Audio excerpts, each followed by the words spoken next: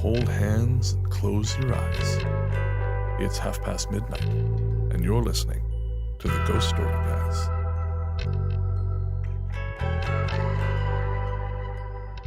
Welcome to the Ghost Story Guys. I'm Brennan Storr. I'm Ian Gibbs. And this is a show where we talk about spooks, specters, and all the other things watching us from the shadows beyond the campfire. Some conversations only make sense after the sun has set, and this is most definitely one. Thanks for tuning in. This is episode number 46, and we're coming to you from that tiny mountain cabin you dream about but can never quite reach. How you doing, Ian? I'm doing fine. How are you, Brennan? I'm good, too. I'm just full and... Yeah, you've come here from breakfast buffet. A breakfast buffet at the casino, because I'm classy that way. And you're just swigging from a 2-liter of, what is that? Diet ginger ale. Awesome. Way better than water. Well, I'm going to fill it with water once that's done. Have no fear. I plan to consume at least 6 or 7 liters of water this afternoon. I will miss you when you go. From water intoxication? That's yeah. Right. So you've recently been reduced to selling yourself for money, as I understand it. Yes. I was whoring myself out in a bar last night, actually. No surprise. We were going to get there eventually. But... Pretty much. There was a school fundraiser at a local pub, and a good friend of mine asked me if I would consider donating a book and my services. Ew. Ghost Walk services. Oh, I see. And I said yes. So thanks to me and my whoring myself out, a park will be built, but not named after me.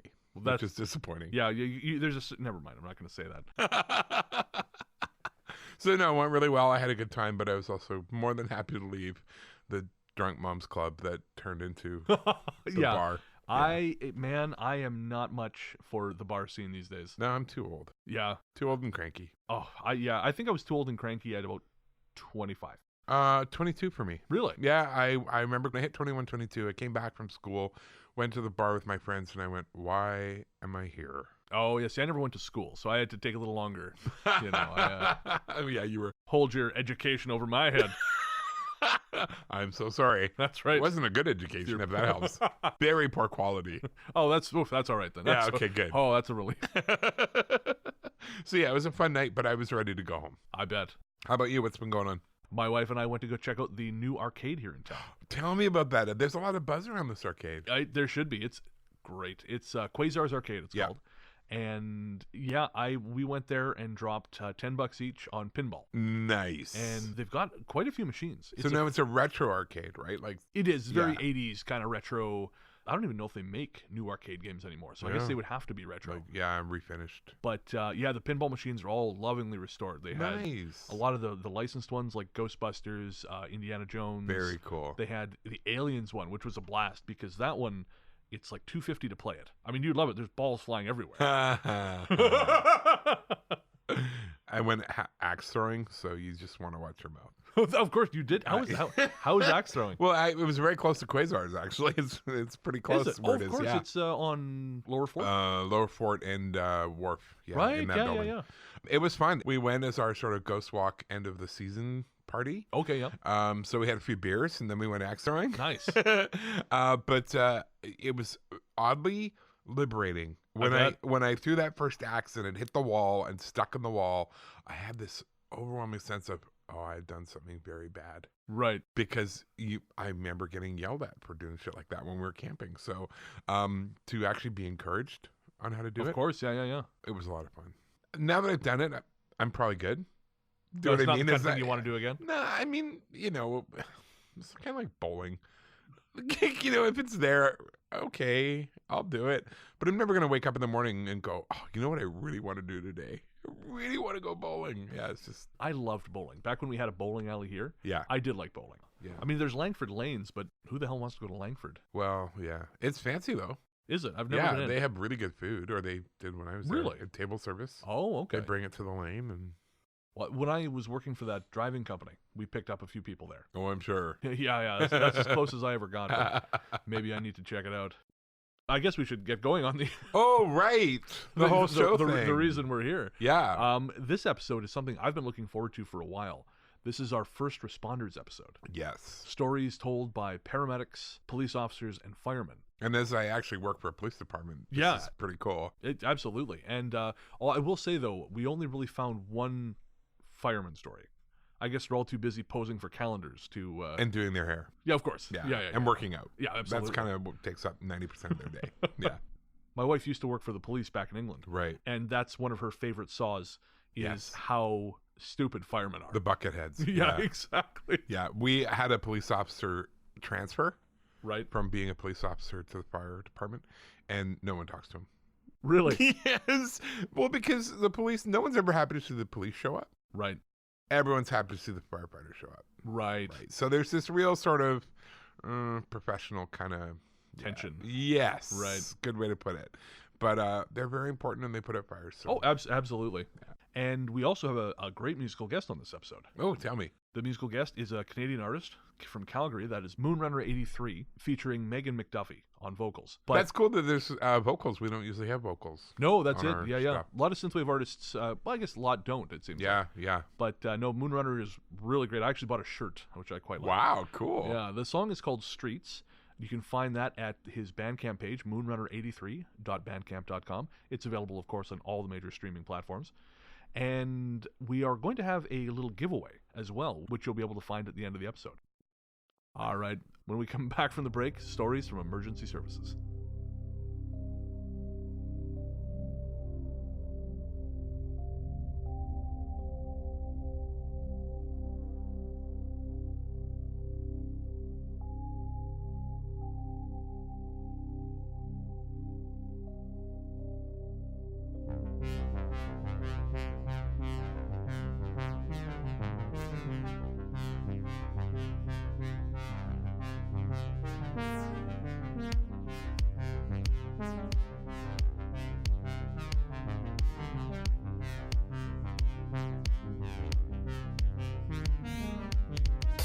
Clouds to the sky in muddy light.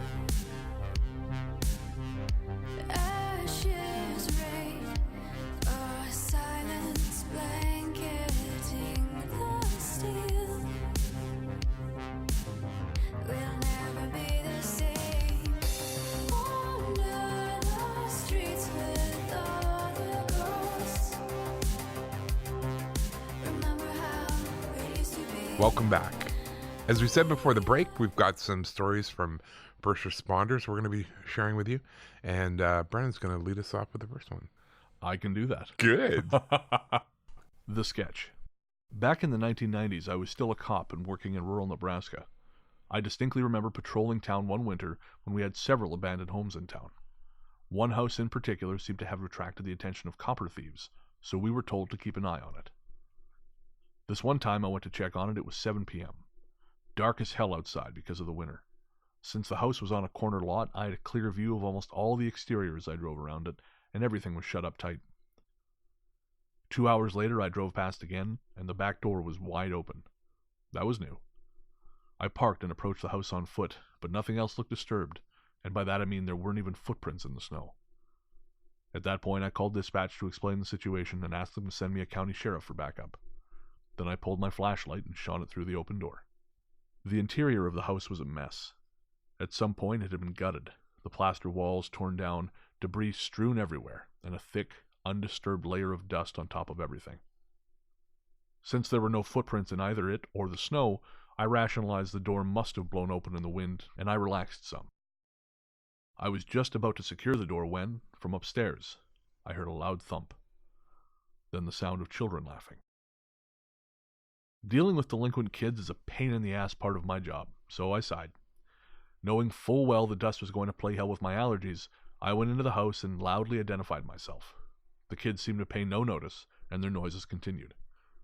Again I shouted, "Police department, come downstairs." Nothing. I radioed dispatch to tell them there were kids in the house and started to walk through the kitchen to the living room where the stairs were located. 2 more times I heard something upstairs, but since I'd had no response, I started thinking maybe I had misheard the initial sounds and it was an animal up there. But, almost as if to correct me, I again heard the sound of children laughing. The thought hadn't occurred to me before, but it did then. You never want to hear the laughter of children when you're alone in a house at night. That's true. Yes. Even if you have kids. Especially if you have kids. Pushing through the fear I felt building in my gut, I headed upstairs and all the noise stopped. The upstairs was relatively small. There was a hallway with one bedroom on the right and left, and one straight ahead at the end of the hall. As I got to the top of the steps, I heard a thump in the bedroom on the left. I carefully peeked around the door and found an empty room with a small pile of plaster and wood debris in the middle. No kidding. Sitting on top of the pile was a page, torn out of a child's book, with a picture of a police officer on it. The hair stood up on the back of my neck. I got out of that room, quickly cleared the others upstairs, and got the hell out of there. Oh my God. Oh, man. Not cool. You know, this reminds me of the time that I was in the living room. I've mentioned this before on the show. Nikki was asleep in bed. Right. And all of a sudden from the bedroom, I heard a woman's laughter. Yeah.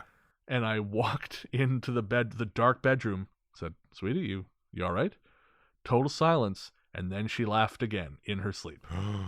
Talk about a living nightmare. Yikes. Yeah, God, close the door. Make the sign of the cross. She wakes up to me flicking holy water on her. But sometimes it is something weird. Like my friend Evan, who actually listens to the show, his wife was away. I told you this, didn't I? His wife was away, and they have a little boy. He's just over a year. And he was missing mom. Right. And was absolutely convinced mom was downstairs. And kept pointing, and Evan walked to the top of the stairs and said, "See, there's no one down there." And then he heard her voice as well.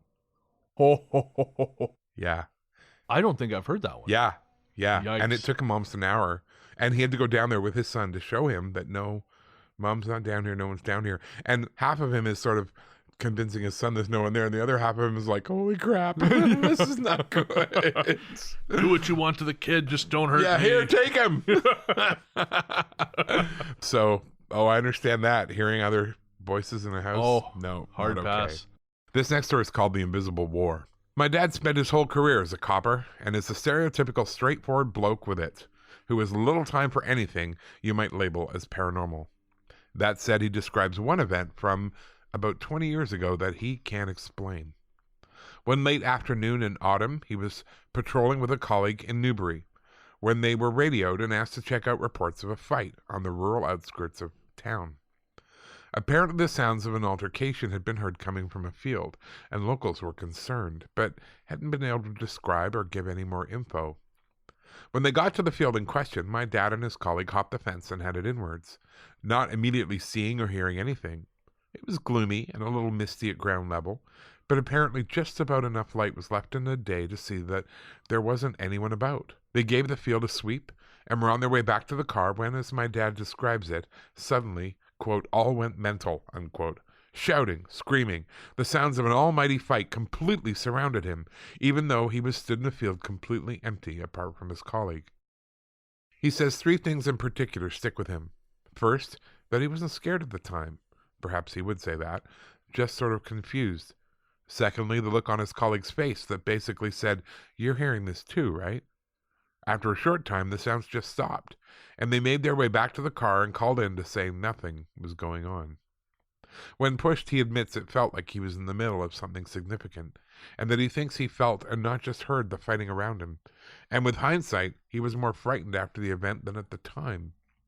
He would never describe this as paranormal himself, but to me this always sounded like a replay type event people talk about, and subsequently learning about the Civil War history of the specific area in question backs this up for me. Now, this is a sad example of my lack of knowledge about England. I did not realize there had been civil wars. Oh, God, yeah. Yeah, I mean, I was aware of conflicts in Ireland. Cromwell, the Roundheads. Oh, yeah, big deal. Yeah. Big deal. So apparently there were 2 battles of Newbury. Oh, okay. One in 1643, and I can't remember when the other one was. I think it was the following year. Okay. So it's entirely possible that they were hearing some kind of either repeat or thin spot or some sort of, what's the word, Like the stone tape theory where it Yeah. is in part of the ground. It's funny because the British have such a funny relation to their own history. I remember being in England in a rural town in Suffolk, and it was New Year's Eve. And we went to church because my grandparents rang bells and they wanted us to hear them. So we're at the church for the New Year's Eve service. And we're sitting there and one of the ladies comes up and introduces herself. "Oh, we're glad you're here." And this is a huge old stone church. It's freezing, but of course they put heaters underneath the seats, so Just that little, they don't even try and heat the church. They just want to keep you warm. Right. So I'm looking at the pews, and they're stone-edged pews. Oh, wow. And the faces, there's faces on the end of each one, and they're kind of marred. They look like they've been vandalized. And this lady comes over and starts talking. I said, oh, the faces are really interesting. And she said, yes, the man who did it was a stonemason. And as he was finishing up, he just had to finish the faces on the pews. He was doing the 7 deadly sins on each of the pews all the way down the way and then repeating them. He said, but the village decided not to pay him what they'd promised they would pay him. So he made the 7 deadly sins look exactly like the village council members. And I said, and what happened to them? And she goes, oh, that Cromwell. As if it had just happened last week. And Cromwell was some local deviant who went around. No, not the guy who in the 1600s was trying to wipe Catholicism out of England. So it was really funny to have her say it that way, like she knew him, and what a troublemaker. So Well, I've been listening to. I'm still listening because it's a long book, and I don't listen to audiobooks a bunch.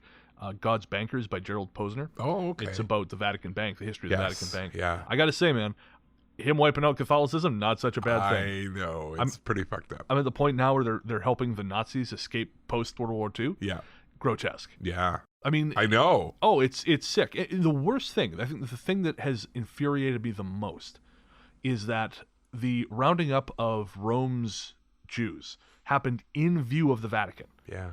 But when asked what the worst moment of the war was, Pope Pius said it was when one of their churches was mistakenly bombed by the Allies. Just died. They made deals with everyone.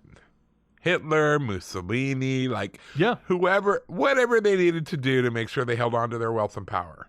That's exactly That's it. what They they were did. terrified of communism. Yeah. So Yeah. we'll just make a deal with any strongman Yes. dick Yeah. who comes along and can promise power or Pretty- promise safety, I guess. Pretty awful. Oh man, I know. I'm just makes me hot every time I read I listen know. to I it. hear you. Because I was raised Catholic, I know. and my grandmother, used to guilt me into feeling bad about not going to church. Yeah. And I read this and I think, you go to hell. Yeah.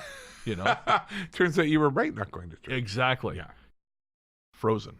One winter night in Roanoke, Virginia, the city had seen some 18 inches of snowfall over a 24-hour period. The weather had become so intense city parks had been closed, and it was up to the police to patrol those parks, looking for vandals, copper thieves, and so on. Copper is such a theme in I these know, yeah. stories. It's Well, amazing. especially apparently in recent years, it's become a huge problem. Well, some thieves stole all the TELUS copper lines out of the intersection at Quadra Mackenzie. And these guys showed up in a white van, wearing vests. They had all the proper equipment. And so everyone assumed they were Really? TELUS workers. And these guys went down underground, stripped all the copper wire. That's incredible. I know. They could have been killed because the other wires run down there as well, right? The Right. hydro lines. But, It was worth it. yeah, apparently. Holy man. Sorry. No, Anyway, that's okay. please. The weather had become so intense, city parks had been closed, and it was up to the police to patrol those parks looking for vandals, copper thieves, and so on. In one particularly remote park, 2 officers were about to find something else entirely. Snow in the park was so heavy the officers had to plow their way into where the bathroom building was located. It also served to deaden the sound, and all the officers could hear was their own heavy breathing, the soft crunch of fresh snow compacting beneath their feet, and, in the distance, the heavy clatter of passing trains. The white brick bathroom stood alone in a clearing, almost blending in with the snow around it. If you squinted, you could imagine it was an old broken castle transplanted from a Victorian novel, solitary and quiet. A banging sound broke the silence. Both officers startled, and the sound came again, this time clearly coming from the public washroom. Certain they were about to catch thieves in the act, the officers approached the building and prepared to confront them. The sound again repeated, clearly on the other side of the door. The first officer quickly entered, and his partner followed in short order. The 2 men saw no vandals, thieves, or in fact anyone living. There was, however, a dead man laying beneath a sink and its exposed pipes, a walking stick clutched in his hand. The officers called it in, and as they waited, checked around the bathroom to see if they had perhaps missed the people making the initial noise, but there was no one, and only 2 sets of footprints in that fresh snow. The medical examiner's final ruling was that the man had been drunk and frozen to death, at least 24 hours before the officers had found him. Wow. Yeah, that is creepy. Yeah. You hear a few of those stories. Yeah, I was racking my brain earlier, trying to think of one. There was a woman in Texas who lived alone, and apparently at some point had died Right. 3 or 4 weeks before, and then 911 started getting calls from her house. Oh, interesting. 3 or 4 weeks after she died. We actually have a story like that coming up. Okay, well, there you go. Because when they went in, her body was almost mummified because the air conditioning had been on and all the rest of it. But it was quite obvious she'd been dead for a very long Holy time. man. And there was nobody else who'd been in the house. It was alarmed. Oh, jeez. I know. But she was trying to get some attention, I guess. I guess so. That reminds me, this isn't, it's a funny story in that it's not funny, but it's kind of funny. Please go on. So I had an aunt. She was elderly. Yeah. She was living with her son. He was working in town at the time, and so he would go. The nature of his work was such that he had to go on these work trips. Right. It would be 2 or 3 days at a time. Right. Well, on one of those trips, she died, Right. and so he didn't find her until he came home. Pardon me, no, he didn't even find her. It was another relative who hadn't heard from her in a while. Went to go check on her. She was passed, and there was a point in Revelstoke's history where we had a series of not great priests. Right. Actually, that's not true. We had one really bad priest. We got a good one, as much as a priest can be good.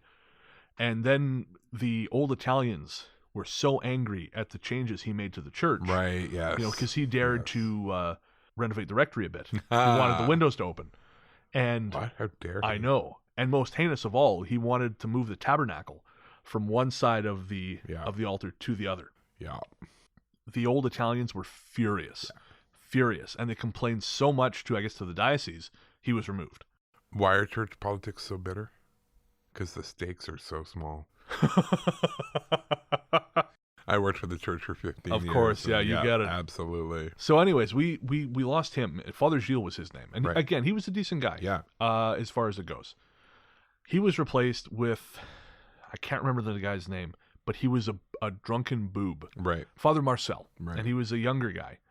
And there was a story about midnight mass on Christmas Eve where he was so drunk, he was doing sort of like a, you know how some of the revival churches have like the clapping and the dancing? He was doing that during the hymns.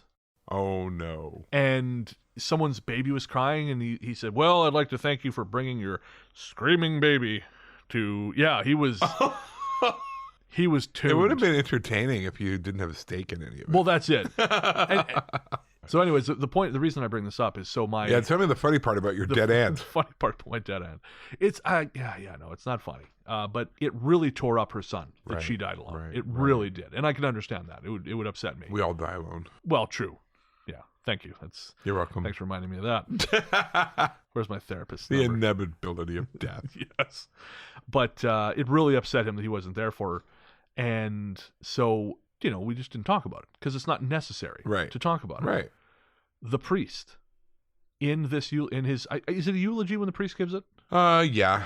Okay, so Yeah. in his eulogy, the priest used the phrase died alone about a dozen times. No. And every time you could see her grown son shake in pain. Oh, And- my gosh. And he would really kind of land on it. Like, well, we all know she died alone. Why would you ever? I don't know. That's like if someone died in a car accident. Well, we know she shattered into about 80 pieces internally. Like what? Sometimes in life we just crash into each other. And you die alone. Yeah. Hemorrhaging your feelings. That's right. All over the upholstery. Come on. Yeah, so it's funny in that it's so macabre. The poor guy. I know. So what happened to that priest? Now I'm curious. He was sent somewhere else. I bet he was. He was reassigned. Yeah. Anyway, so that's my long-winded That's story good. about dying alone. I've got one now. Do you? Well, to read. Oh, I see. Yes. Continue. This one's called The Home Invasion. This story comes from a small town on the central California coast. In one particular neighborhood of this town, residents had been burning up the police emergency line for weeks with reports of a tall man standing outside their homes, several of which were eventually broken into. It all came to a head one night when a man who was known to police for being a drunkard placed a call saying a 7-foot-tall gray-haired man was lurking outside his home. Given the man's reputation, the local PD would usually have made the call a low priority. But given everything that had happened up to this point, they decided to dispatch a squad car, and the 911 operator stayed on the line with the man while he waited. The caller became increasingly agitated. He told the operator that the man outside, the gray man he called him, wanted to hurt him. He couldn't properly describe the would-be intruder either. All he kept saying he was tall and slender, with a big head and large black eyes. The operator instructed the caller to lock himself in a room until the officers arrived, and just then a horrific buzzing noise came over the line. The buzzing increased in volume until the caller screamed and the line went dead. When the officers arrived, there appeared to be no one lurking outside the 2-story clapboard home. But from just inside the door they could hear a man, presumably the caller, screaming. They identified themselves and tried to force the door, but it wouldn't budge. One officer described it as it being like someone was holding it closed. Then the buzzing began again, and the screaming got louder. Again and again, they tried to kick the door in, which they assumed had to be somehow fortified, until it finally splintered, and they were able to get inside. The moment that happened, both the buzzing and the screaming stopped. Inside the house was a horror show. Blood on the walls and the floor, with strange bloody footprints leading everywhere. Immediately, the officers drew their firearms and began to search the home. A muffled noise overhead sent them towards the staircase, where they found more bloody prints and a slick crimson trail where something, most likely a body, had been dragged. Slowly ascending, they saw the trail led to a closed door. From behind it, they heard the same muffled noise from downstairs. It was a voice. The officers entered the room to find the homeowner bound and gagged. He was also covered in urine and blood, and according to the officers, thin cuts, as though he'd been attacked with a razor. The cuts traced around his eyes and seemed to outline certain organs, almost as though the attacker had been trying to mark out particular areas. He was also nearly mad with fear. The victim said the gray man had wanted to take him away and demanded to know why the police had taken hours to get there. The officers chalked this up to trauma and secured the rest of the home while waiting for backup and paramedics to arrive. According to investigators, there was no sign of forced entry into the home, nor any sign of a weapon, just the blood and those strange footprints. And as to the man's claim that police had taken hours to arrive, evidence indicated he had been bound for hours, but the officers claim it had only taken them 30 minutes to get to the man's home and another 10 to find him. Whatever happened that night, the man killed himself some months later, leaving behind a note that said they wouldn't leave him alone. It also warned the rescuing officers that they, too, may also be in danger. Interesting. That sounds alienish to me. Yeah, I mean, to be honest, I kind of think that might be a story. I don't know if I believe that is real. Okay. Because, I don't know. If it is real, I think it may just be someone who has hurt himself. Like, But he was on the phone with the operator. Yeah, that's it. Like, it sounds to me like that stupid documentary we watched, Skinwalker Ranch. Right. That sounds very Skinwalker Ranchy. It does, yeah. Right? Where time is bent and organs are involved, and I don't know. The other thing with that one is, and I forgot to mention our sources at the beginning. For this episode, in addition to our usual sources, we're drawing from Cops True Stories of the Paranormal by Lauren Christensen, Real Police Ghost Stories by Zachary Knowles, and True Police Stories by William Myron Price. None of these stories are directly taken, they're all adapted. Right. But anyways, one of these books, particularly the Real Police Ghost Stories one, I think has taken some stories from Reddit. Oh, okay. Because I did a little quick look around for last-minute inclusions. Right. And I found this story on Reddit. Oh. In a slightly different form. Well, there you go. So I think maybe this author may have just adapted that. So again, it's kind of like 3 steps removed from the original event. Yeah, I get it. But so who knows? It could be one more like in the Slender Man category. Of that's it. Yeah, it's hard to say. But I mean, the buzzing is interesting. Yeah, because yeah. In the book, They Come at Night by Lewis Proud, they talk about sleep paralysis. And one of the things he mentions is that people sometimes hear when they're drifting off before the things come, the sound like a drill. Oh. Like a high pitch, almost whiny, like a whiny buzzing. Yeah. And I know back at the old office, at the 1218 studio, when we were on the second floor, which was hugely problematic. Mm-hmm. I was once calling one of my coworkers who lived outside of town via Skype. Right. And as soon as he picked up, there was this sound like a drill. Oh, wow. And I said, "Oh, you're getting some work done, eh?" And he said, "Nope, I thought that was at your end." Oh, but he could hear it, too. He could hear it. Interesting. And that was in, ground zero of Spook Central. Yikes. So it's not impossible. Screams. Back when I was police in Wyoming, we spent a lot of time in the car. More often than not, our calls, when they came, required us driving way out to the boondocks. Now, when I say boondocks in relation to Wyoming, that's exactly what I mean. It's the least populous state in the Union, and in those days, it seemed like there were more pine trees than there were people. It's peaceful in its way, but you have to be tough to handle the isolation and the things that can happen out in all that space. One night back then, it was around 11 p.m., and we got called out to a remote farmhouse. When we arrived, the residents, a family of 4, told us they had heard what they called strange screams coming from a creek area about 1,000 feet out. Sure enough, as we stood there on the porch, we heard it too. It's hard to describe, but it was kind of like a woman in severe distress, but higher pitched, each one lasting 10 to 15 seconds. It was a clear night, and my partner and I had good visibility as we walked down to the creek. There were 2 more screams on the way there, and they got louder as we got closer. Now, I'm a guy who spends a lot of time outside. I know the noises animals make. Hell, the red fox makes a sound that will keep you up at night, but this wasn't that. Still, the odds of someone being murdered next to a farmhouse in the middle of nowhere were pretty slim, so we held on for a wild animal. When we got to the creek bed, there were no screams for about 5 minutes. We shouted, searched with our flashlights, but came up empty. Then we heard the scream again, this time back in the direction we'd come from. That was it. We were done. About halfway back to the house, we hear the scream again, this time so loud it seems to be right next to us.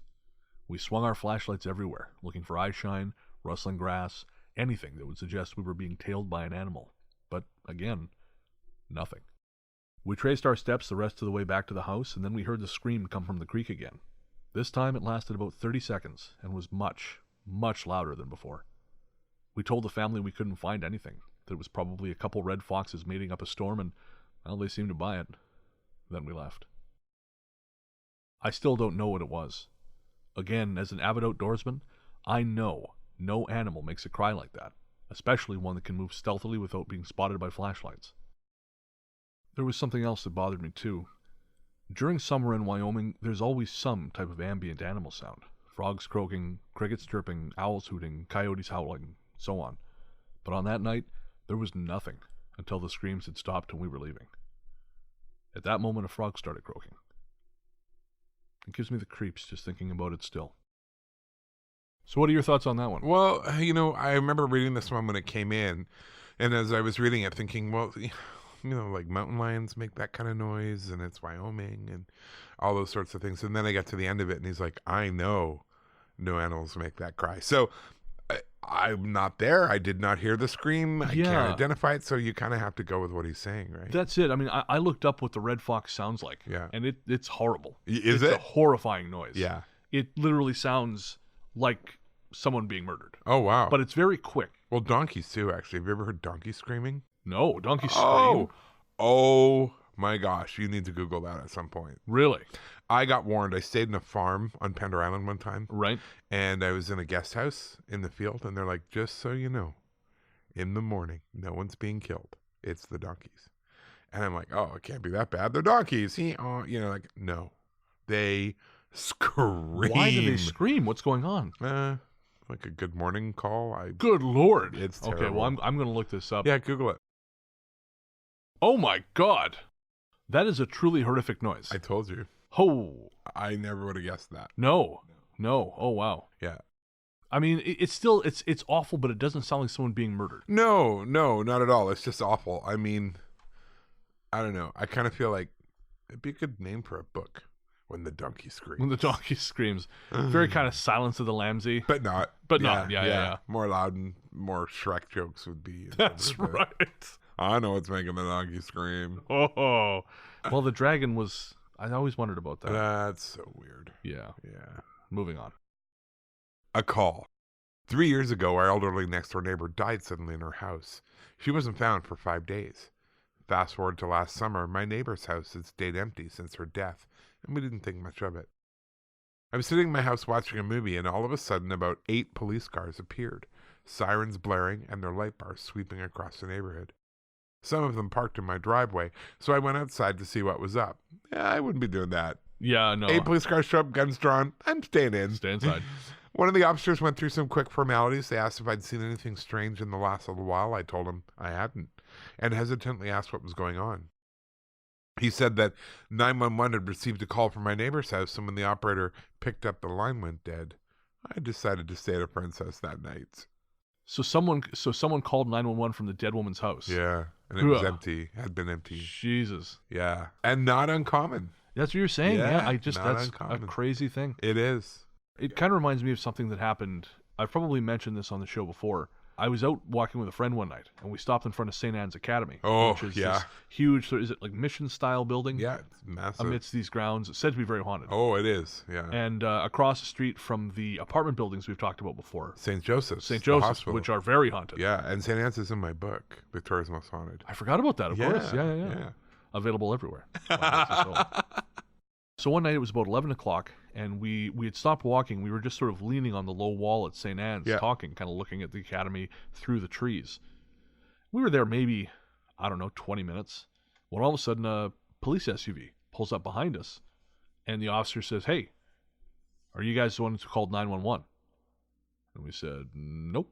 "No, why?" And she said, "Well, we got a 911 call about a man and a woman who are in trouble here." And I said, "Well, no." I said, we haven't seen anyone. There's a couple people walk past, but Yeah. it's just us. And then another car rolled up, and the officers, I hear them talking, and one officer said to the other, "They say it's not them." And then they just kept rolling. Wow. But it was, I don't know, we sort of took it as a sign. Yeah, time to go. Time to go. I hear it. But I it hear was that. just, and now, because I wasn't really into spooky stuff back then. Right. So I didn't know anything about St. Anne's, or especially St. Joseph's. Yeah. So I do wonder if there was some kind of element of either warning or just something like that. I love that St. Joseph's, the former hospital, is now apartments. Oh, yeah. I'd love to go in one of those and check them out. I've been in one. Oh, okay. They're very old school. Yeah. They're very, the one I was in, it was right at the top. Yeah. And it had that sort of sloping roof. Well, that apparently is the most haunted part. Oh, really? That's where they used to store the old hospital equipment.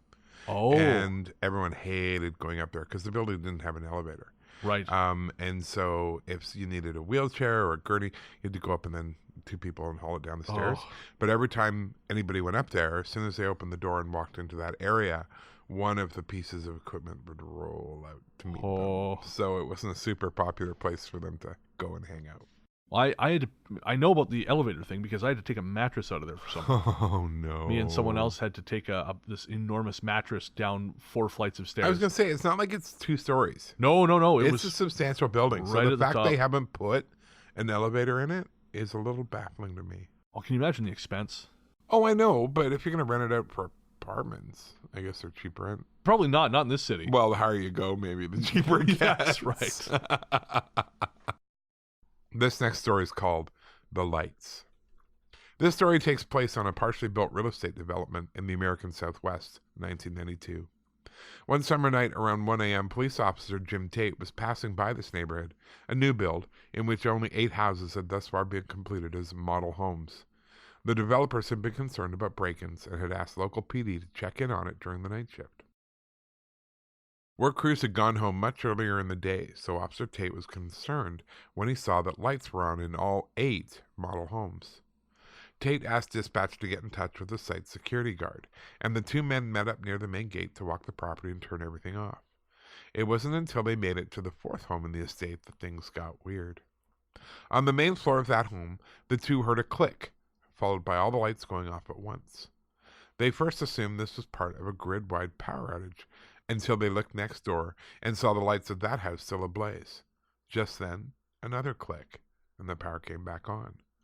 Tate and the security guard were joking about the poor build quality of the houses causing the power outage when they noticed that the lights next door had now gone off, but the television had turned on. Now a little concerned, the men moved on to the next house. Somehow the lights turned back on as they arrived, but the television had been put on standby mode, something that would have been only possible if someone had done it manually. This was the 90s.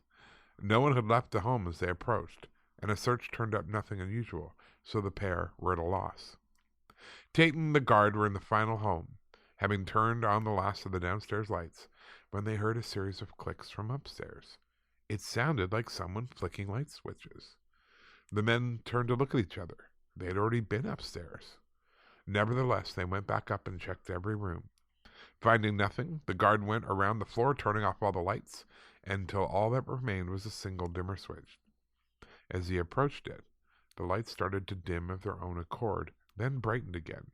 Suddenly, the light snapped off, and the man's last pretense of cool was broken, and they ran downstairs for the door. It was at this point that Officer Tate was tackled to the ground by what the guard described as a formless black mass. Tate was not a small man, and it would have taken something of considerable size and weight to take him down. It all happened so quickly, neither of them truly had time to take it all in. Oof.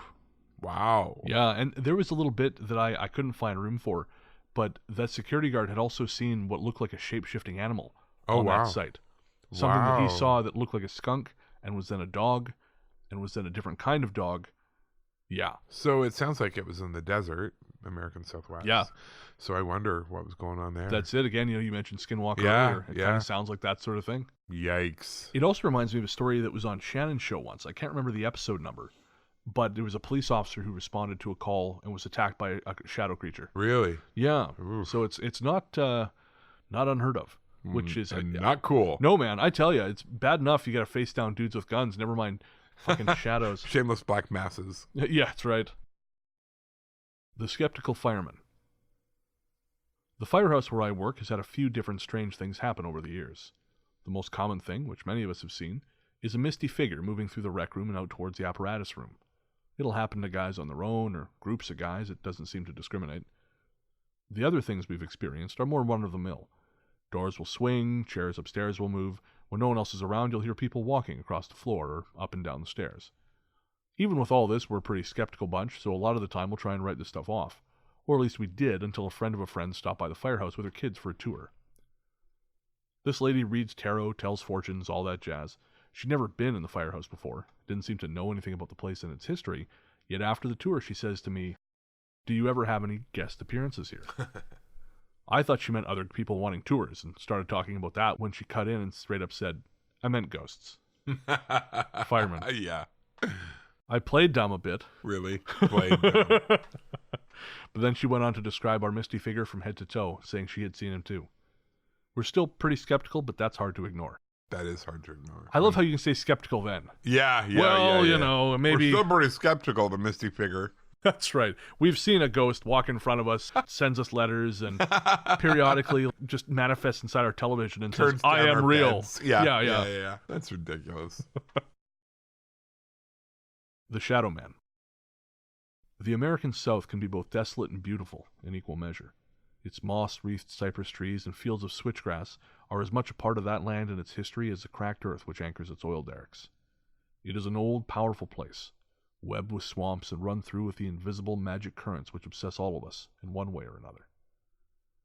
One such current brought Trooper Tom Aronson to a remote rural farmhouse one sweaty summer night. The retiree who owned the land had called into the station to report what he described as a large black man trespassing out back on his land near the shed. The man told Aronson that at first he just ignored the trespasser, as he was probably just moving through, and even if he was a thief, there wasn't much back there to take.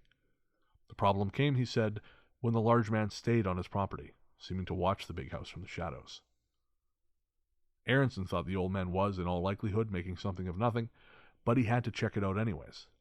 He pulled his flashlight and made his way toward the backyard. The yard was dry and overgrown, so Aronson had to push through scaly brush that scraped and drew blood and splintered his light into phantasmagorical fragments. As he approached the back of the house, Aronson began to choke on a noxious odor he described as almost chemical in nature, like burning metal. Because of the home's proximity to an oil field, this wasn't a surprise, but still he wondered how the old man put up with it. Once he'd made it all the way around back, Aronson swept his flashlight beam across the yard and saw the old man hadn't been imagining things.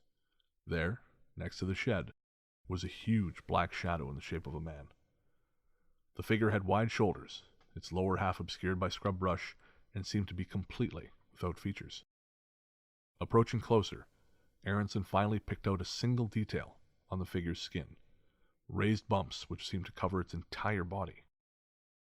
The total lack of movement by the figure had him wondering if he was dealing with a psych case, a disturbed man who had wandered away from home, or perhaps an institution. Aronson put a hand on his firearm and slowly began to approach the shadow, identifying himself as a police officer. That got its attention. The shadow man turned around, and Trooper Aronson finally understood he wasn't dealing with a psych case, or a man at all. That shadow thing had no features whatsoever, save for two bright red eyes. Aronson unsnapped his firearm. At that, the creature turned and walked away, its shoulder passing right through a cinder block wall as it went. There was a sizzling sound like arcing electricity, and the chemical smell intensified. When it had gone entirely, a shaken Aronson went back around to the front of the house and spoke to the old man, who was in a state of heightened anxiety.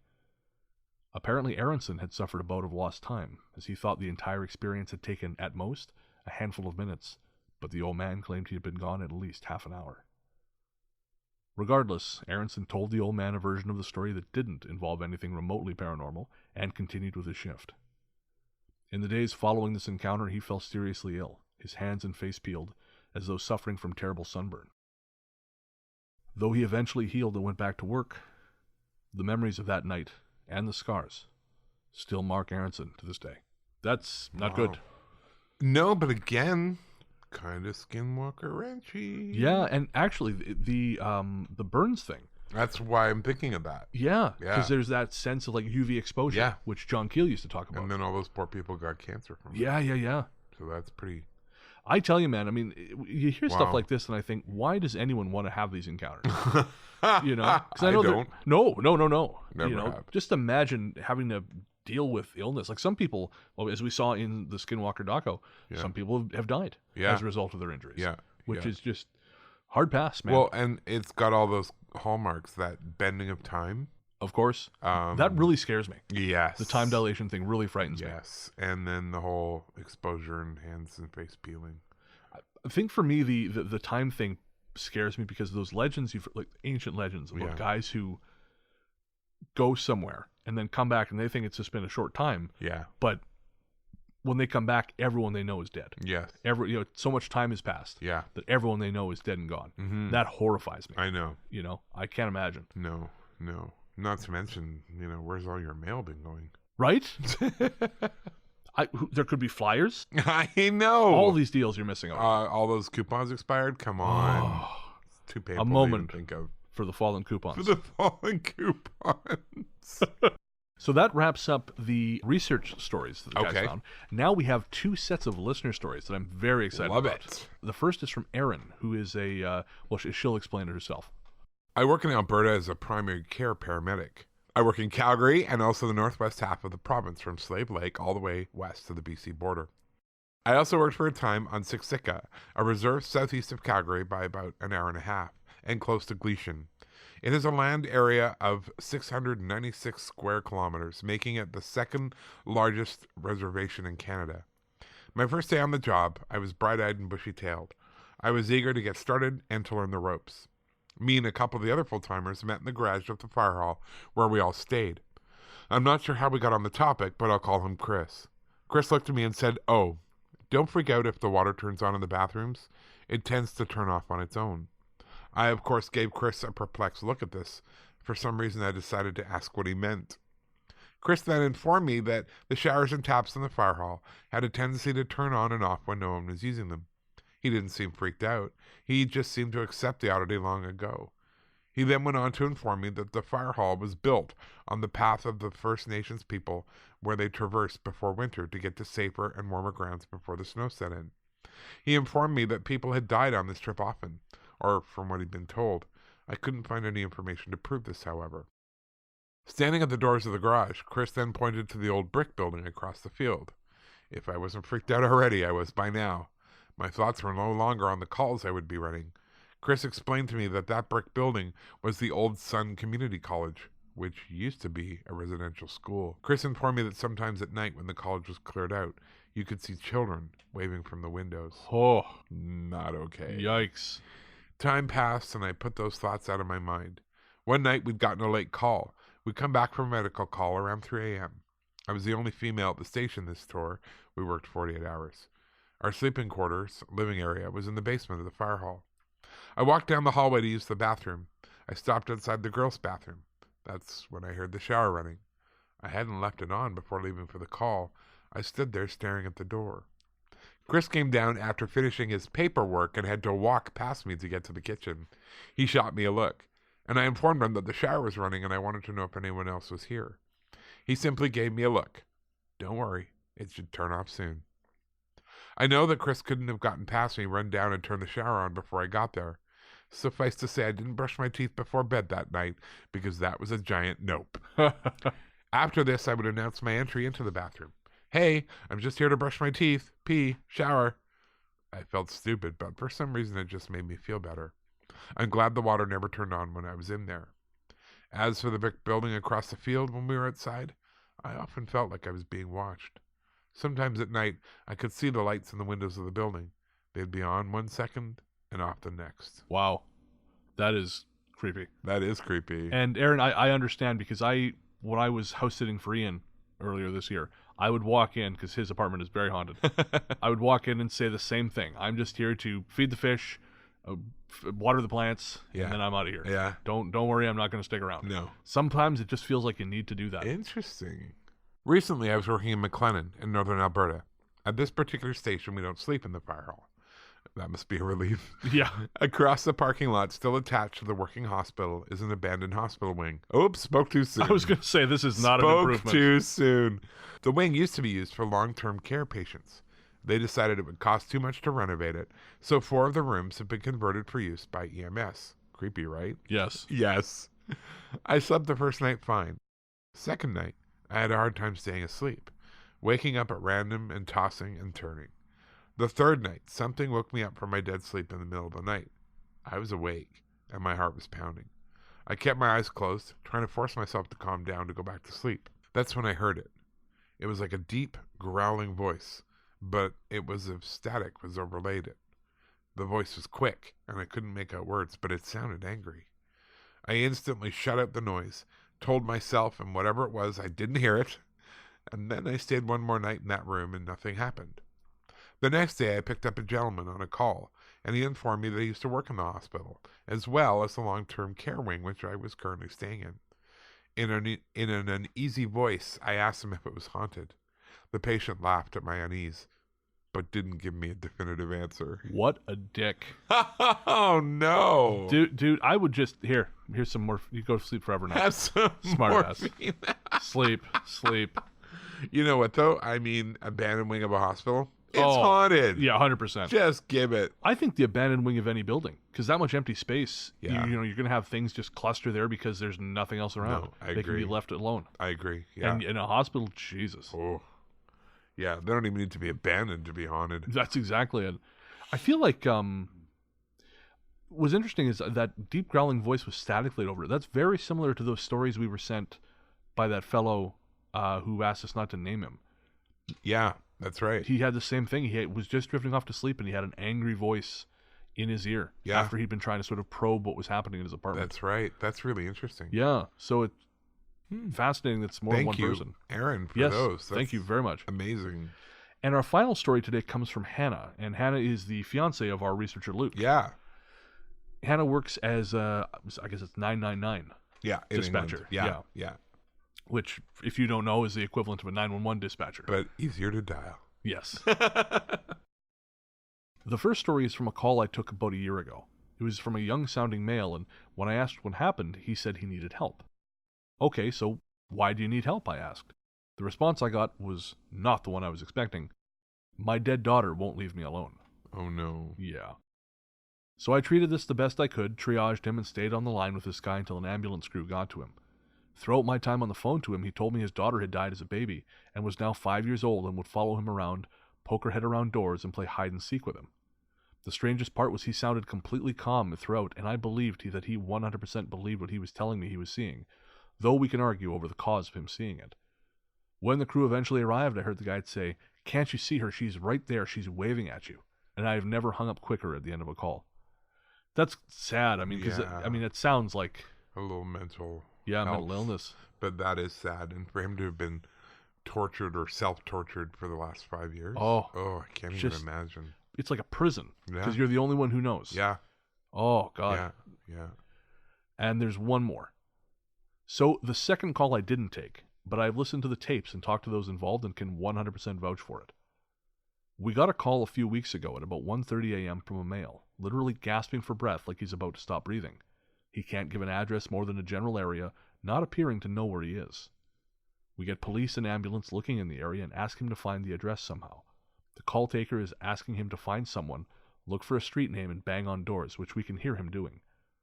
After about 16 minutes, you can no longer hear him gasp, and for a second or two the line is silent. Then a different voice to the original male comes on and says, "He's dead," before the line hangs up. Like this voice has a different tone, is creepier and raspy, a contrast to the young male caller's tones. We call back the mobile, expecting a prank or someone now with him, but when it's answered, it's just the male patient that answers. He's alone and still gasping.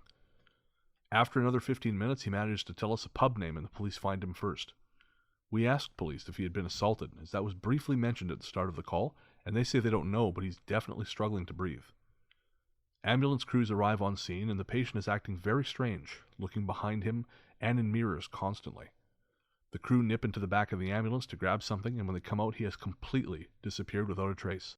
They cannot explain where he went and how he was completely gone so quickly. Wow. That gives me chills. Well, and looking in mirrors. Yeah. Yeah. I don't like that at all. No. That me just, neither. oh man, that one really, of all of them, that Yeah. one gets me the most. Well, the fact that he just disappeared. Yeah. It reminds me of that story. Is it here? I thought it was in Vancouver, where that man, they have video of him entering a bar. He's a doctor. No, it's like in Ohio or something. He's a doctor, a medical student. Right. And he goes to the bar with his friends, and they have video of him going in, and they have cameras on all the doors. Oh, and there's no video of him leaving. Right. Oh yeah, But that's he's gone. There's in case studies in drowning forensics, there's 2 or 3 cases like that. Really? Nothing quite as extreme as that one, but Yeah. there is another case where a young man basically walks out of the field of view of one camera, never walks back into the field of view of the other, And and he's just they're gone. right next to each other. He's just gone. And that one, I don't believe the one in the nightclub was ever found. No. But I believe this young man I'm talking about, he ended up in the river. Really? Yeah, drowned. Just gone. And so the official explanation was, oh, he just got drunk and drowned. Wow. But no explanation for why They he say that a disappeared. lot. Yeah, In those because disappearances. it's easy. Oh, he got drunk and he disappeared. Yeah. Great story, Hannah. Thank Yeah, you so thank much. you. Both you and Aaron, Yeah. we really appreciate it. Yeah. And if you are a first responder, if you're a police officer, fireman, paramedic, we would love to hear your stories. Absolutely. Send us an email at ghoststoryguys@gmail.com Yeah. or via the Facebook page, and let us know. We'd love to do another episode of these with more stories that we've been sent. Mm-hmm. So we definitely would like to hear those. Military too. Absolutely, yeah. We'd love to hear some Yeah. stuff from the military. I know we have one listener. We just have a new patron who's in the Ah, military. perfect. So, yes. We had a student live with us from Korea, South Korea. Right. And in Korea, they are mandated to go and serve on the border between North and South Korea. Oh, interesting. You have to do a year of service. And he was telling me that was his only ever ghost experience, was he was out in the middle of nowhere on the border, patrolling the neutral zone kind of thing. And he saw a soldier approach from the north, Right. cross through the demilitarized zone and walk towards him. And he was like, well, what do I do? Like this protocol, you got to call it in, you got to do all this. So he thought he would talk to the guy before he called it in. Right. And just the guy was about 10 feet away from him. And he'd put his hand up like a high kind of gesture. And the figure put his hand up and waved high and then just disappeared. Alone at night in the middle of the night. Oh, And it's not uncommon because hundreds of people have been killed of course. trying to escape. And so he said it was probably a soldier who tried to defect. And Unbelievable. yeah, That is, yeah. yeah. He asked for another assignment after. No kidding. He goes, I want to be with somebody else. Send me somewhere else. Anywhere else is better than this. So I'm sure the military has plenty of their own weird stories. Oh, I'm sure. All right, so that's going to do it for First Responder Stories. When we come back from the break, some patron shout-outs and our sticker giveaway. It's torn like you and me. Shadows echo amongst the weeds. No footsteps, wide open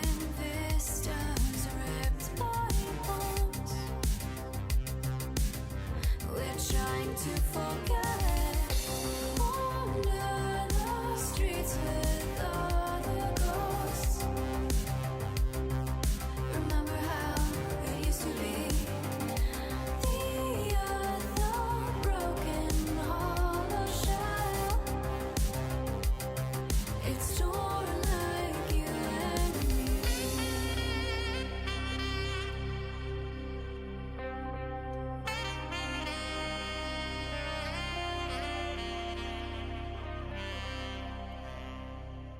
Welcome back.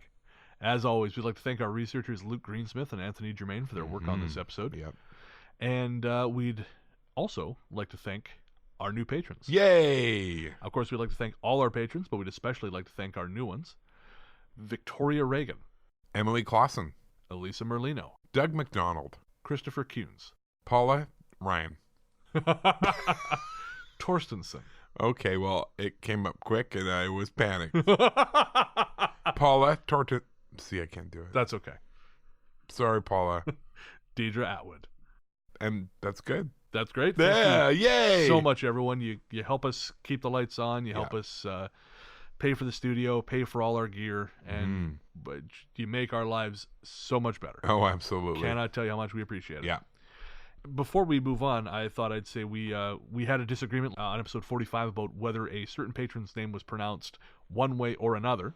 Just Jennifer Milne. There you go. I was wrong, Wow. and Jennifer Everyone, please just stop. cruelly wrote in. Rewind this a little bit. No, don't do that. Play that again. Ooh. I was wrong. From It's Brennan. the only time you're ever going to hear it, so enjoy it. It's only because I knew that name. I was telling Brennan that I knew someone with that last name in Alberta growing up, and he was a horrible person. So Yeah. I'm sorry. I wish I had a better story for you, but I did indeed know that last name. At least he was worth something. in the end. Sure. Yeah, he benefited me winning an argument with you. There we go. It's no small thing.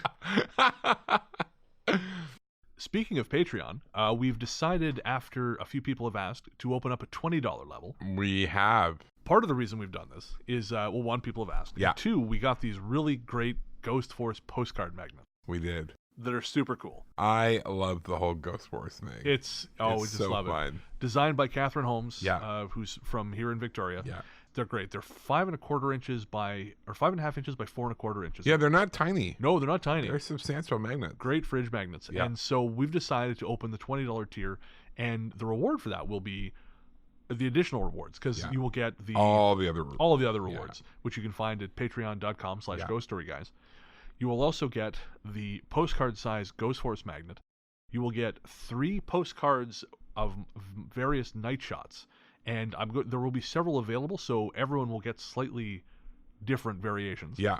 And this is a big one, because it took some convincing.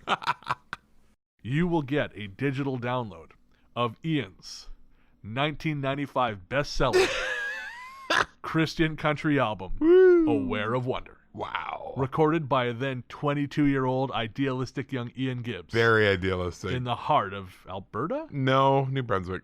In the heart of New Brunswick. Yes, you will. And if you are trying to keep from your family that you're into ghostly things, this is a great piece of cover. Absolutely. Throw on I Know the Lord, and they'll be too busy dancing to They will look be into your iTunes history. They'll be so happy. So yes, so go to patreon.com/ghoststoryguys if you'd like to support the show. We have levels at 1, 5, 10, and now 20. Now 20. There's an exclusive sticker Yeah. at the $5 level. At the $10 level, you get ringtones of both our theme music and the Hexagram song The Future Belongs to Them Now, which is not available anywhere else. Nice. It's not on streaming. It's not on their Bandcamp. That's awesome. Only available from us. Thank you, Hexagram, for that. And now at 20, you get your Ghost Force magnet, you get 3 postcards of my night shots, and you get Ian's Aware of Wonder. A full album A full album. of humiliation. 42 minutes of Christian country genius. Yeah. And that's how the Patreon ended. And then pretty Everyone much. just evacuates. That's right. It's weird. We're not getting any $20 people at all. I don't know what's wrong. We're actively losing patrons. We're actually- It's the weirdest thing. That's, again, patreon.com/ghoststoryguys for more information. So now we're going to take a moment for some listener mail. Our courteous and efficient staff is on call 24 hours a day to serve all your supernatural elimination needs. We're ready to believe you. First, you actually had some in-person feedback. Yes, my good friend Robin told me that on the last bonus episode that my language is a bit too salty. Yes, and Robin, you are right. While are editing it, I kind of went, "Ooh, this is a bit much." Yeah. You know, the sad part was I didn't really hear it. I mentioned this to someone else, and they didn't either. No, so But- swearing like a trucker apparently is just coming naturally, which is Second- not good. No, I guess not. And especially in light of my gospel album, I have a You have a reputation to uphold. reputation to So uphold. do you think would be shattered by hanging out with me? Yeah, you would, wouldn't you? But, Yeah. whatever. So So, Robin, thank you for that well-deserved slap on the wrist. yes, Yes. And then hopefully we did better this episode. yes, I will promise not to drop too many f-bombs. Bless your heart. Jiminy. See, yeah. Oh, fiddlesticks. That's right. That's what we're going to replace it with. My mother, she swears a lot. One time she dropped something and she went, "For 5 fucking cents." Nope. That's Still swear, Mom. still swear. For 5 cents is what you're supposed to say. I don't know that I've ever heard my mother use the F word. Really? Really. She's very British, and I've never heard her use the F word. Oh no, mine drinks, smokes, and swears. And Oh, not mine. No. Nice Baptist lady wouldn't do that kind of thing. we come from different backgrounds. you and We I. do, Yes. but that's why this works. Absolutely. We had an email from Melanie. She was just commenting on some of our patron content. That's another bonus thing, actually. We do what we call, or we're going to start calling, water cooler The water episodes, cooler, yeah. where Ian and I talk about the movies and TV we've been watching, books we've been reading, Food we've been eating. food we've been eating. So you can, again, that's all part of it. Thank you for writing in, Mel. We had an email from Cynthia. She was letting us know that she hadn't been able to make it out to Ian's Halloween Ghost Walk as she had intended to. Well, a lot of other people did, so it's okay. Yeah, it was. Thank you, Cynthia. We also had an email from Jackie. She's rocking a Ghost Story Guys. I guess that's is that a baseball shirt? The baseball shirt, yeah. Nice, and the her patron sticker. It's on her Yeti cooler. That's pretty Love sweet, it, Jackie. yeah. Thank you so much. And if you want to pick up some Ghost Story Guys merch, go to our website at ghoststoryguys.com. You'll find links to our Redbubble and Threadless stores. Travis has been sending us recipes, which is amazing. Thank you so much. Absolutely. We love it. We will definitely try and make some of these. Now that it's cooler outside, I'm a little more inclined to fire up the oven. And yeah. We've got back home. We've got a couple pork roasts, or sorry, Nice. pork tenderloins Nice. going right now. We're gonna make pulled pork. Perfect. So good. I bought a crock pot used for $15. This is like what I do. I buy cheap stuff. You were the inspiration for this, actually, because I bought a brand new one for $100. Yeah. And it didn't work. Oh. It literally stopped working 40 minutes into the first time we used it. Not okay. So I brought it back, got a full refund, and then I remembered, Jesus, Ian gets all these great things on used Victoria or yeah. garage sale, yeah. and boom, picked it up used. Nice. Works great. I got like a $80 waffle maker on there for $10. That's amazing. And I think it's been used twice. Yeah. Like you just can't go wrong. No, man. We had an email from Michaela, who's one of the students who saw one of my talks at the high school in Revelstoke. Oh, she's sending a therapist bill? Or... Yeah, what you'd expect. It hasn't happened yet. Nice. But she was asking for a list of recommended books she wanted to start researching the paranormal. Very cool. And it sort of got me thinking, maybe we should have a reading list. Yeah. And I know someone Endorsed books. Yeah, books we recommend. So Yeah. I know someone had offered to help us out with that, and I think I'm going to reach out to them Good. and see if they will Do give you us a remember who hand. it was? Yes. Oh, good. I won't say it on the air just in case they're not interested. But, We're humiliating them. yeah. But I'm going to get in touch. I love that idea. The last bit of listener mail we're going to read today comes from Catherine. And Catherine says she loves our show. Thank you so much. Yay. She says, I can't listen to it at work anymore because I literally laugh out loud and not in a dainty, girlish giggle. She had a number of other very complimentary things to say, which makes me uncomfortable to read. So I'm just going to say thank you. But she asked us why we dislike Zach Baggins. And she wants an honest answer. Honestly, we have really consciously stepped back from knocking him on the show. Yeah. And it's because I don't want us to define ourselves in opposition to No. something or someone else. And it never works out well when you make yourself bigger by tearing someone else down. No, Like, that's not it. a good rule in life anyway. I will say why I feel the way I do. Yeah. Is because I feel like he has done a real disservice to the paranormal by turning it into entertainment. Now, Yeah. I know that's what we Yeah. do here. You know, that I hope it's entertaining. We all do that to Yeah. a degree. That's why we're in this industry at all. But I feel like he has sensationalized the paranormal and turned it into a show. And I think in doing so, he has bent it out of its natural shape, and it has become something it was never meant to be. It makes people afraid. I mean, I don't like the way he talks to the ghosts. That too, yeah. I find that really offensive. I mean, they are people too. I mean, in a way. And you going in there and screaming at them and challenging them and daring them to do things, like, just stop. Yeah. The other thing is that I believe that the research on his show is lazy. Right. Now, I never listened to his show or never watched the show much, but when I we did. yeah, there you go. Yeah, you watched a lot of them. But when we did episode, I think it's 14, 13 or 14, I think it's 13, of the Haunted Island of Dr. Killjoy. Yes. And we did the Island of Poveglia. Yes. And I watched the Ghost Adventures episode on that, and they parroted the story about Poveglia, that it's a gateway to hell, that half the island is made up of the ashes of the burned dead. Yeah. And then they went about having their paranormal experiences there. Well, we did, I don't know, an hour's worth of research and discovered that none of those things are true. If you search Poveglia, that is the information you will find, but it's because it comes from a single source which has been repeated. Right. But in actuality, Poveglia was it was never Lazaretto. No. There were other islands that were. Absolutely, yeah. And basically what's happened is all the islands in the Venetian Lagoon have had all their legends transposed onto Poveglia. Yeah. Yeah. But they didn't care. But the internet does that. It's a bit of an echo chamber, right? Oh, sure. You say one thing and everyone else repeats it, and now suddenly it's fact. Right. But I mean, again, we were able to do the research to find that out. You've got a television show. Yeah. Now, again, I understand that's maybe not entertaining. No. But don't go somewhere else. Right. And this is part of my problem, is I feel his show, not just him personally, but that show, perpetuates bad stories. Well, it's entertaining first. Exactly. And I understand making an entertainment product, but the problem is people watch that, and their takeaway is, this is what happened, this is real. Because it is presented as reality television.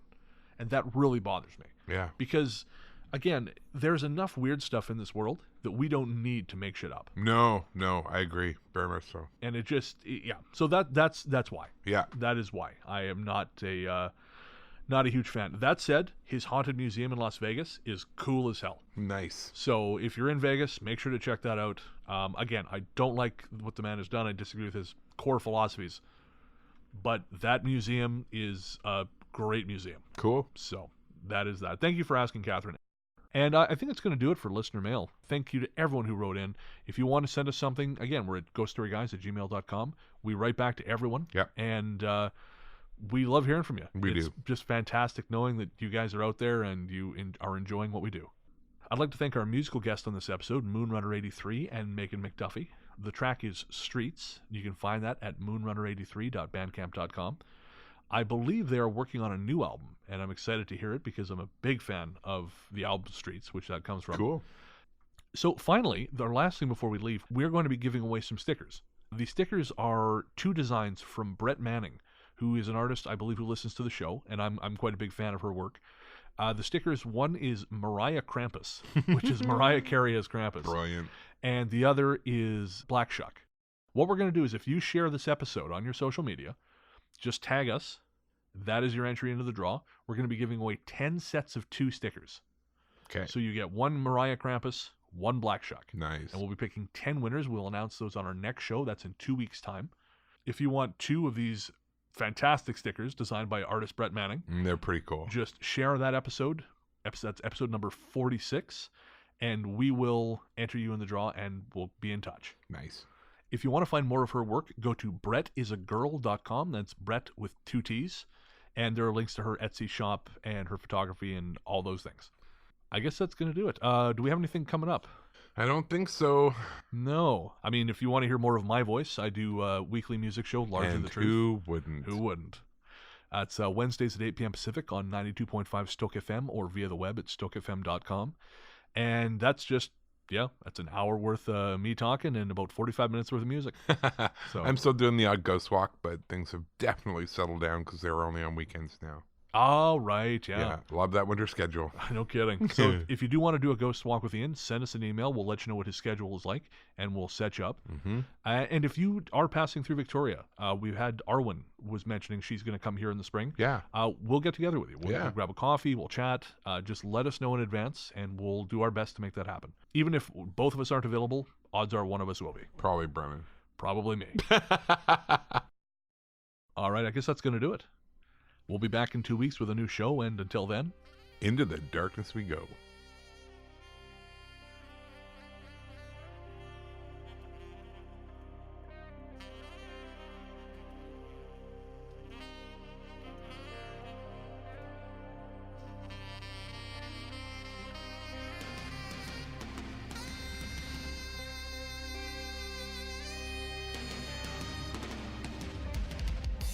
Clouds stole the sky in muddy light. Ashes rain, a silence blanketing the steel. We'll never be the same. Wander the streets with all the ghosts. Remember how it used to be. The other broken hollow shadows. It's torn like you and me. Wander the streets with all the ghosts. Remember how it used to be. The other broken hollow shadows. It's torn like you and me.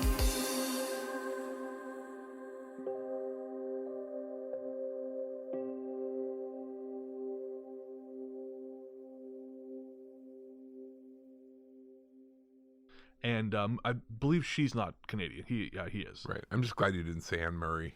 She won't return my calls anymore. How did you get my number? I'm afraid. That's all I ever hear from Anne. She's a lousy friend. No kidding. Can I win it? Oh. Well, you didn't tell me about it, so I kind of don't know about it I either. did tell you about it. Did you? Yeah. What was it? This is stickers. Damn it, you did. Been a busy week. Yeah, fair enough. Oh, that's going to come through.